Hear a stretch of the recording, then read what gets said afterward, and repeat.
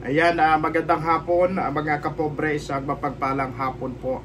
Ngayon ay nagkaroon ako ng panayam sa isa sa mga natulungan po ng programa noong mga nakalipas pa ng mga taon, at isa sa mga naging successful na bata or estudyante ang makausap natin ngayon.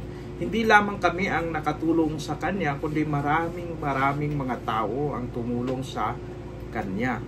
At ito yung batang nagtitinda noon ng pudding at kung ano-ano pang mga pagkain, masuportahan lamang kanyang pag-aaral. At ito yung binatilyo na estudyante na nagkaroon ng pudding for a cause para sa pag-opera ng mata ng kanyang ina. Siya po si kapobreng Jade Ribanyo Loses, ang binatilyong estudyante noon na nagtitinda ng pudding, ngayon nasa Amerika na. Ayan, magandang hapon mga kapobre. Kasama natin walang iba kundi si kapobreng Jade Ribanyo Loses mula doon sa Amerika. Magandang hapon sa iyo, Jade. Magandang hapon po sa inyo dyan, Sir Archie. Medyo matagal-tagal na kitang hindi nakita dito sa atin sa Kalibo Aklan. Yes, Kumusta sir. na ikaw? Okay man ako, okay naman po ako dito, sir. Nag-enjoy po ako sa trabaho kasi po madami pong mga Pinoy na kasama ko.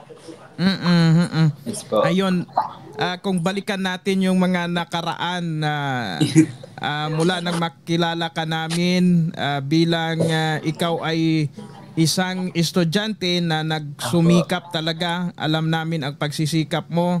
Alam namin ang malasakit mo doon sa iyong mga magulang. Kumusta na si Jade ngayon? Ako nga po pala si Jade. In the past 2 years po, na-feature ako ni Sir Archie about sa fundraising ko sa mama ko para pa-operahan yung dalawang mata niya. And naging successful naman po yung operation na yon. At siguro po naging daan yung operation na yon para makita ni mama kung saan ako ngayon. Natutupad ko na yung pangarap ko, napoprovide ko na yung mga needs nila. At ayun po, parang andito na po ako sa hagdan patungo po sa mga pinapangarap ko sa buhay, sir. Oho. Pero may naalala ako na parang may mali ang doktor sa pag-opera kay nanay mo. Di ba? Di ba may mali? Hindi ko lang po... Yung time na sinabi niya sa akin na nang pagkatapos ng operation, sabi niya sa akin, "Sir, ang gwapo-gwapo mo pala." Sabi ko,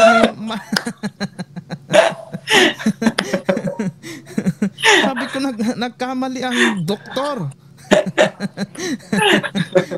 Akala mo kung ano-ano. Sir. Naalala mo yun, sinabi ng nanay mo? Sir. Yes po, sir. Yung pumunta po kayo sa amin noon pagkatapos ng operation ni mama. Oho. So, Jade, sinet ko itong interview sa iyo dahil gusto kong ma-inspire ang mga maging inspirasyon ka sa mga kabataan. Ano yung balikan natin kung ano ang pinagdaanan mo noon bago ka makarating ng Amerika? Ayun po, sir, kung babalikan ko man po yung nakaraan ko bilang ako, ay gusto ko pong balikan yung mga alaala na nagtitinda ko ng mga kakanin para po may pangbaon sa eskwela, kahit po mainit, maulan, umaalis po kami ng bahay nila papa at kuya para po magtinda-tinda po kung saan po kami nakakaabot. Tapos po, post po ako dito sa Facebook na kung ano yung pagkakakitaan para po may pambili ng gamot ni mama. At yun po, hanggang ngayon po, hanggang nakagraduate po ako, baon-baon ko po yung mga alaala na yun na naging daan po kung saan man po ako ngayon. Ayun po, gusto ko lang po sabihin sa mga kabataan ngayon na hindi hadlang ang kahirapan sa pag-abot ng iyong pangarap. Bagkus ay gawin mo itong inspirasyon para magsumikap ka po na walang imposible kapag may pangarap ka po sa buhay. Hindi madali, no? Mga pinagdaanan mo, Jade. Yes po. Grabe. Parang nakikita ko parang sa kabila ng iyong smile ngayon ay parang Oh, ano ka eh, parang naiiyak ka eh. opo, sir. Nagiging emotional ka. Yes po, sir. Kahit ako hindi ako ano, parang na-overwhelm ako na wow, Opo. si Jade nasa Amerika na. Nung time na nag-post ka na nandyan ka na. Yes po, Ano, sir. anong sabi ng nanay mo, ng tatay mo? Ano, sir, Yun ba nung ibinigla mo yun sila na ano or alam nila yun na on process ka na papunta ka na dyan sa um, Amerika? alam nila yun, sir, na on process pa po ako papuntang Amerika po. Umalis pa ako ng, umalis pa ako ng Aklan na nasa hospital pa po si mama. Mm. Kasi po, inatake po ulit siya. May nangyari po sa kanya. Flight ko po yun bago magpa-Amerika before that day po. So, sabi ni mama, kahit ano pa po mangyari sa kanya, itutuloy ko daw po yung flight ko pa-Amerika po. Tapos, ayun po, pagdating ko ng Maynila, pagka-umaga, tumawag si kuya na naging normal po yung mga result ni mama, tapos po pwede na po siya lumabas ng hospital. At pagdating ko po dito sa Amerika, sir, nakalabas po sila ng hospital, naging Mm. malakas po si mama. Parang sabi ko sa part ko na parang nagigilty ako pag iiwan ko si mama na nasa hospital. Parang hindi ko po alam yung gagawin ko kasi Mm. yung ano kasi ni mama, sir, parang sensitive po yung katawan niya kasi po hindi pa po siya fully recovered talaga. So, Mm. ayun pa sabi ko kay mama, pangarap natin to kaya itutuloy ko po. Ayun, sir, kahit hindi po ano yung loob ko, kampante Mm. Mm. na ano po. Nung time na yon dahil nga Yes po. siya ay nasa ospital. Opo, sir. So talagang sinabi niya na go ka na. Opo, Umalis sir. ka. Sabi nga po, Oo. opo, yun po yung sabi ni mama, ni papa din sa akin na wag mo kaming alalahanin dito kasi marami kami dito, ikaw mag-isa ka lang. Kaya mag-focus ka lang sa sa flight mo, sa pag-alis mo kasi nandito na nga po ako sa isa po sa pangarap ko, susukuan ko pa po ba. Ayun po. Oo, nandyan ka na eh. Tapos Opo. atras ka pa no. Kaya Minsan nga po. talaga si Lord nandyan ka na sa isang hagdan na lamang, Kaya nga. isang step na lang eh Opo. parang ang dami-dami pang pagsubok na dumating Yes. ano. Opo, sir. Hindi ko Na po yun parang in-expect. siguro kung hindi ka tumuloy noon, Wala di po. hindi ka nakapunta diyan. Opo. Kaya nga po, sir. Ilang buwan na ikaw diyan sa Amerika? Magsi 6 months na po ako dito sa Amerika, sir. Mm. So Opo. kumusta? Ano ang ano mo, ang pakiramdam mo? At Um, saka ano yung mga bagay na ah, kung may ina-adjust ka pa or ano sa buhay mo diyan at dito? ano po, sir, kung nag-a-adjust po, sir, parang okay naman po ako, sir, kasi po halos ng mga kasama ko po dito Pinoy. Tapos Mm. po, ayun po, yung nakakamiss lang po sa atin is yung pagtitinda ko doon sa atin Oo.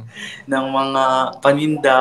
Kasi po, parang inaano ko po yung negosyo. Hinahanap-hanap Mm. po. Kasi dito po, trabaho talaga yung focus mo. Kahit Mm. gustuhin ko man po na mag-ano ng trabaho, ng business po dito, magluto-luto, mag-post po, gawal po ako sa oras kasi po, busy talaga kami sa hotel po.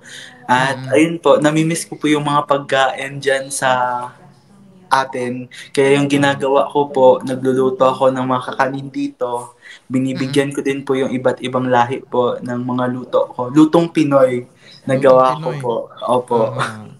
Ano ang sabi nila? Masarap daw po. Ano pa ako, dumala pa ako ng kasaba pudding po sa hotel. Binigyan ko po Mm. sila, pati yung chef namin. Oo, tuwang-tuwa sila makatikim Opo. sila ng pagkaing Opo. Pinoy. Oh, Opo. yun. Ano magtutuloy-tuloy ka na ba diyan sa Amerika or anong plano mo? Actually, sir, tutuloy ko na po dito, sir, yung Oh, journey ko, wow. sir, sa Oo. US po. So, bali 1 year contract lang po ako dito. Tapos po, after this, pupunta po ako kay Ate Bing po sa California Oo. po. Magkikita Oo. na po kami. Wow. So, after Ah. my program po, magkikita na kami doon ni ate. Tsaka doon po ako magsistay sa kanila po, Sir Archie. At saka napakalaking tulong nila Ate Bing Yes sa po. inyo, sa iyo ano? Apo, sir. Grabe, Siya po ayan. talaga yung ano po, nagpabago po ng ano po, ng journey ko po na naging posible po lahat. Mm. From the start po na nag-aaral pa lang po ako hanggang po nakarating ako dito. Tapos po Mm-mm. sa tulong din po ng sa tulong po ni Ate Bing nakapunta din po ako dito. Tapos sa tulong din po ng family po ng best friend ko po nakapunta din po ako dito. Ayun. Opo. So napaka may plano na kumbaga sa ngayon Oo. ay saang lugar ka sa Amerika ngayon? Sa Nashville, Tennessee po ako, sir. Sa Tennessee tapos Apo. sa next year doon kay California Tibing na po. ikaw sa Apo. California. Apo, Wow. sir. Kahit ako sa ko pa lang nakikita yung Amerika sa Ako nga din po, sir. Paglabas ko po ng airport, sobrang ginaw po. namangha ka Opo, sir. pag tapak mo ng Amerika, ano ang unang reaction mo? Sir, parang sabi ko, parang ito na ba to? Totoo na ba to? Pagkakita ko po, sir, ng flag ng Amerika nung papunta na po kami ng airport po sa Dallas, Texas po. Sabi ko, andito na talaga ako sa Amerika. Oo. At saka tuwing nakikita ko yung may live ka pa noon Apo, sir. nakikita ko, natutuwa kami dito. Sabi ko, si Jade na sabi ko kay Ate Presyo, nasa Apo. Amerika na. Kaya kaming lahat dito ay natutuwa sa mga achievements mo. Salamat po, sir, sa tulong niyo po nung umpisa pa lang hanggang ngayon po. Nagpapasalamat po ako kasi po naging parte din po kayo ng journey ko kung saan man ako ngayon. Sa mga supporters niyo po, Sir RJ, maraming salamat din po sa kanila. Hindi ko po sila maisa-isa pero nagpapasalamat po ako sa kanila kasi po hindi po nila ako pinabayaan po. Sinusuportahan nila ako hanggang matupad ko po yung mga pangarap ko sa buhay, sir. Yun po. Katalangis na to, imo nga imo nga story it imo nga kabuhi Ganun, sir. nalipay kitang itduro nga inauli ikaw makaron. Salamat gid sir sa inyo nga pagbulig ag kay mama gid sir kasi din gid akong sa bilog nga goal, sir, nga hambal ko madyawa makon it dapat may dahilan do pagpa-opera sa mata ni mama nga makakita ma'am. Makara, sir, nakikita na last time nag-snow gimpakita o kana. Okay ma, hararo snow yung makara sa US o makato. Tapos nasadya man po, sir. Natagtan. Kasi ikaw talaga yung tao na mahal mo ang pamilya mo. Yan. Kaya grabe pinagpapala ka. At yung Salamat mga po, kumbaga ang ang mga pangarap mo na abot mo dahil sa pagmamahal mo sa pamilya mo, pagmamahal mo sa nanay mo. Salamat po, sir. Kasi yung time na yun na nag-pudding for a cause ka, di ba? Apo, sir. Sobrang natouch ako noon nung pandemic Apo. pa yon, di ba? Yes Kaya po, nga sir. pinuntahan ka namin noon. Sabi ko Apo. itong batang ito talagang nagasikap ba? Tapos Apo. nakita ko talaga yung pagsama namin sa inyo doon sa pagpa-opera sa nanay mo, talagang nandoon kay. Opo, Kaya, sir. nakakatuwa na Kaya nga, sobrang salamat Jade sa interview na ito na talagang Salamat po, binigyan mo sir. kaming oras. Opo, sir. Kung may gusto kang pasalamatan or may gusto kang sabihin sa mga tao, ano yon ngayon? Gusto ko lang po pasalamatan po yung naging parte po ng journey ko nung umpisa, nung inooperahan pa si Mama, sa inyo, Sir Archie, kay Ate Bing, sa lahat po ng supporters ninyo, sa ibang panig man po ng bansa na naging friend ko din po sila, sinuportahan po nila ako, lahat po. Hanggang dito po, sinusuportahan po nila ako. Nagchat-chat po sila kung kamusta ako. Maraming salamat po sa inyo. Kay Ate Bing po, sa family po niya, ate, maraming salamat po. Mula noon hanggang ngayon po, patuloy ka pa rin po nakasuporta sa akin na hindi po nagagawin po natin yung lahat para po maging posible yung mga pangarap ko. Sa family po ng kaibigan ko, kay Trisha po, thank you po sa family niya kasi po sila din po yung tumulong sa akin para makapunta po ako dito sa Amerika. Kahit po nung una pa lang po, nagdududa ako na matutupad ko yung pangarap ko kasi ang laking pera yung kailangan po. Ayun po, pinagkatiwalaan po nila ako, nila Ate Bing, at sa family po ni Trisha. Kaya sa mama din po niya, Bing po din pangalan niya. Para ano po ako ng Ate Bing. Bing din. Okay. Opo. So, ayun po, kay mama at papa po, maraming salamat sa inyo dahil po nakasuporta sila sa akin kahit malayo ako sa kanila.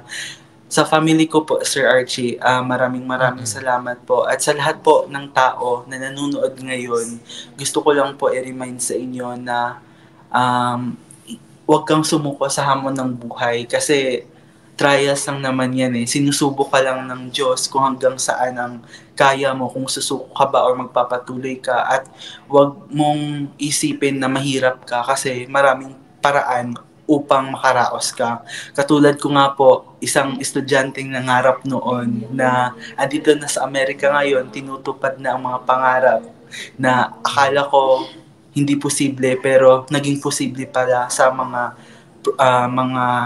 pinagdaanan ko sa buhay. Nagsumikap ako para matupad ito. Kaya andito na po ako ngayon. Masayang-masaya po na tinutupad, nagsusumikap na gawin pa ang mga susunod ko mga pangarap sa buhay para sa pamilya ko. Yun, Sir Archie. Ayun, maraming salamat. Sana ay magsilbi kang inspirasyon. Sana pakaraming mga kabataan ngayon, Jade, no? Opo. Thank you very much. Magandang... Thank you, sir. Anong oras dyan sa inyo ngayon? 12:09 po ng madaling araw, sir. Ay, grabe pala. 12:09 ng madaling araw itong panayam Opo, natin. Opo. Baka may i-shoutout ka yung mga kasama mo dyan.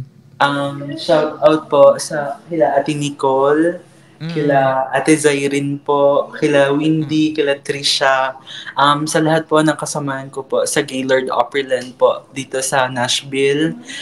Hello po sa inyo. So, andito po sila ngayon. Dahil sila ginang nakikita ko na sa mga live mo. Ito po si Trisha. Hi, sir! Hello, Ma'am Trisha. Hello. Hi. Ito po si Ate Nicole at si Ate Zyrene po. Ayun po sila. Alagaan niyo si Jade, ha? Ayun. So, hindi ka man maburing kay mga taga dito rin sa Pilipinas? Opo, sir. Mo? Si Trisha po taga-Aklan. Tapos yung dalawa po, opo, kaklase ko po siya, sir, sa ASU. Wow, oo. Aklano naman gali. Kaya, opo, sir. Tapos yung dalawa po, mga taga Iloilo, Bacolod, yung mga Antique, ayun po. Taga-Antique, Argoy. Nag-iririmaw gid gali kamurag yan, ha? Opo, sir. Antique kaga Aklan. Wow, opo, sir. Opo. Thank you, Gid. You're welcome, sir. Opo. Thank you, Gid, sir. Ingat ka muna for me, sir. Oo, basi may nalipatan pa ikaw nga hambagon or ano? Wow man, sir. Ingat lang ka muna tanan, sir. Salamat, Gid. Thank you. Sige, sir.